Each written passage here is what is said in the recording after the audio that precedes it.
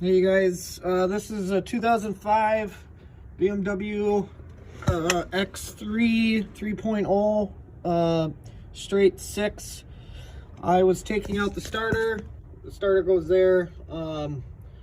Instead of doing it over the manifold, I wanted to do it underneath because I figured it'd be a lot easier. Now, doing that, I ended up breaking the crankshaft sensor that goes right here. You gotta be really careful. Apparently, that crankshaft sensor or positioning sensor is just a piece of plastic. It literally is held together with. So if it's old and brittle, you may actually want to take out the manifold to get at it.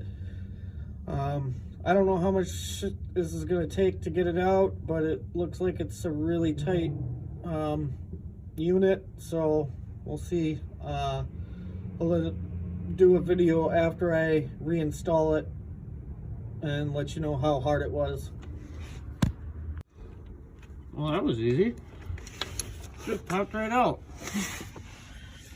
Okay, I just took a flathead and just popped right out. So now we're gonna put in the new one. This one's really expensive, it looks like. The other one I have is freaking cheap.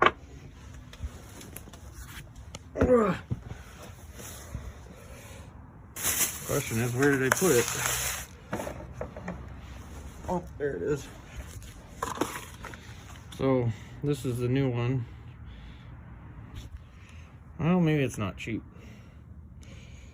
Look cheap. Well, I put that sending unit back in. It looks like it's tightened down. Just so you guys know, there was a seal that goes on there. It should come with it. It goes, pull out the old one.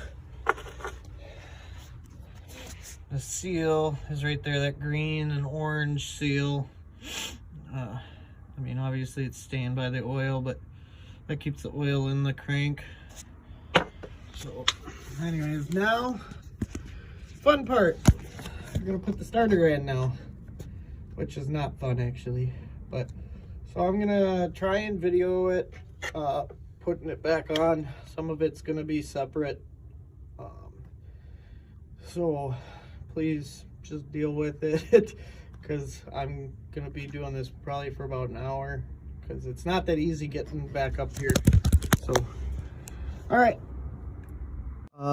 By showing you how to get it in after being removed, through the bottom here and up over the transmission and flywheel. This is a flywheel right under here. So, all right, I'm gonna grab the this video is gonna take me about an hour, maybe two, depending on how easy it is to get in. But I will do my best to do it as quick as possible. I hope that you guys can use this video.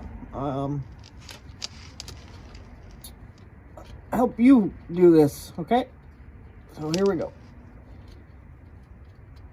Oh, okay, this is a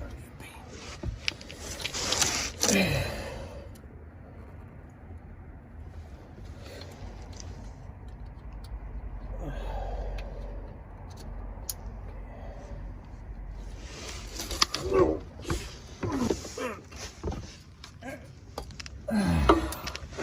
So first things first,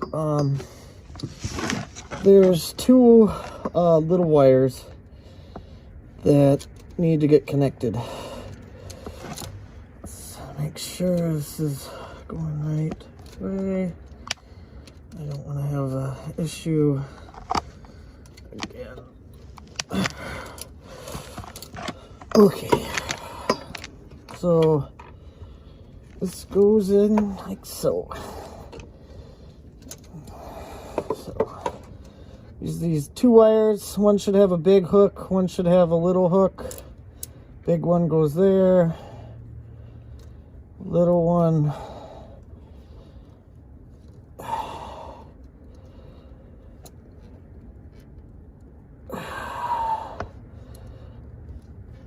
Come on. There we go. Okay, so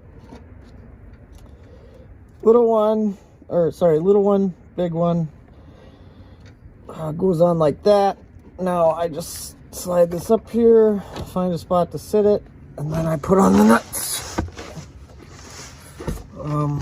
Like I said, this is not the recommended way to install this starter, but it is a lot easier than taking off the manifold to do this. So I just gotta get this darn nut to thread.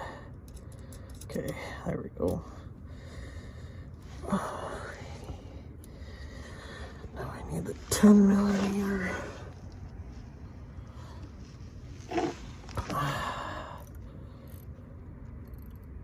Let's loosen. Let's tighten. Okay. The sucky thing about getting in here is tightening these down. All right, so now that's on. Now we have to slide this up and in where the starter should go before you can connect the positive on the terminal, because the positive cable, there's two cables that connect to it. They're very short, so you got to get it up in position and then connect the positive cable and then try and get the get it into position to put the starter back in with the locking, or not locking, but the nuts. So we're gonna try to do this. And let's see if I can get a better angle for you guys.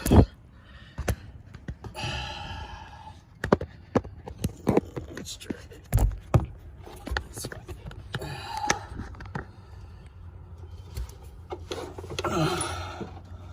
So what I did was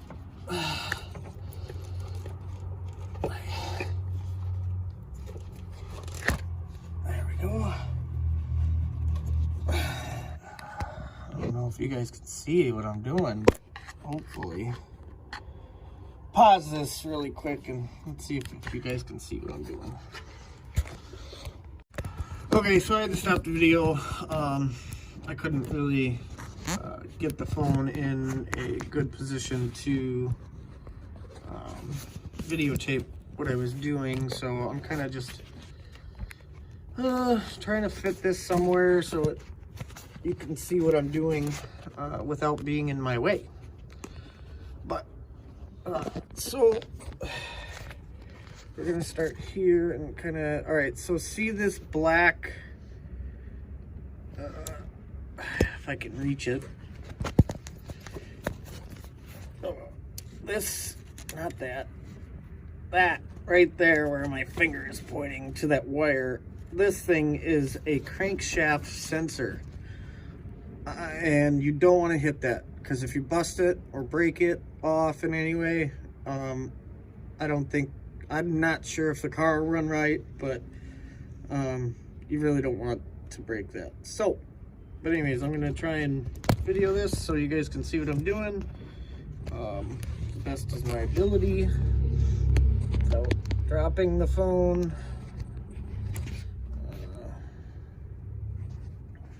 Trying to make this work, it's just not really working. Really can't see what I'm doing here. I'm just laying it on the frame right now, so I'm kind of hoping that you guys can see. Okay. So now that we have this up in here, kind of have to twist it around because there's cables and other sorts of stuff in here that's in the way, so you kind of have to work around it. Try not to break anything. There we go. That's better. Now if I can hold that. Now the dumb part is, this thing doesn't like to stay. It likes to move, like it'll fall back out of position. So kind of have to keep your hand on it constantly just to get it to, you know, stay right where it is. So, all right. You just keep twisting it until you get it to move back far enough to get it over a lip, this lip right here. You just gotta keep playing with it though. This is what took the longest, was trying to get this thing out, because it will go in place. You just gotta find the right spot, the sweet spot, I guess. All right, so I kind of pinched it into a spot. I hope this isn't too much in the way, but I'm gonna try and work around it.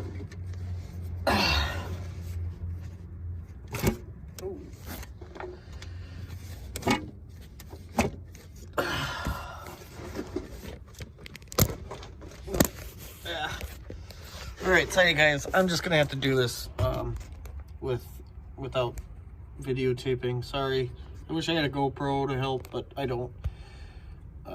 So I'll get to it. I'll show you where I'm at when I get the wires on. Alright, you guys, I finally got the positive wires. So there's two wires. There's one lip right here, and then there's another one. I think what it is one goes straight to the alternator, or I think it goes straight to the alternator. Yeah, I think one of these goes straight to the alternator, and then the other one goes straight to a terminal on the front of the car, because the battery's in the rear. So if this one, if you know, one of these goes to the terminal upstairs, then you have jumper cables can connect to the terminals on top of the motor and jump start this starter. Because there's, I mean, be honest with you, I don't see why there would be a reason to have a battery cable connected to this. I think a battery cable should go to the alternator, and then the alternator to this, but I could be backwards. Maybe I'm wrong. Anyways, so I got it on. I got the wires on. Now I just have to twist this into position, and there's actually a top notch. There's a notch right here. It slides into a hole on this alternator to lock it into place, and then you put the nuts on. I'm not sure, I think one goes around here somewhere. Anyways, I think it's right back here. Yeah, one of the nuts goes back here on this back side, I think. Right there, I believe. Can't tell. Anyways, so yeah. And then there's one on the far side of this thing, at the top, over on this side, on the other side of this. And that's where the nut goes, and then it'll be in, and we'll try and fire it up. I'm hoping that sensor, that new sensor I put in, is working, or, you know, doesn't affect, because now that I took out the old one, I'm hoping you just throw that in and it's fine. But we'll see. They're called I don't know. This size is called the E12. I don't know. It's just a star to me. It's a star bit. So I have the actual star socket for it. It's 12E. It says on the side. Can't really see that one, but there it is. 12 or E12. So I'm going to use my extension to put it in, just to get it started, and then I'm going to use the 10 millimeter wrench to tighten it down.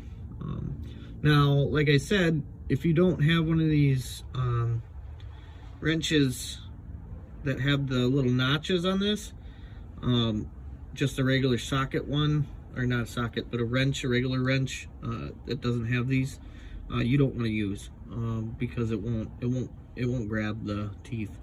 So I recommend these. You can go and get this ratchet, like a wrench ratchet, at Home Depot. But here we go. I'm gonna try and video this so you guys can see.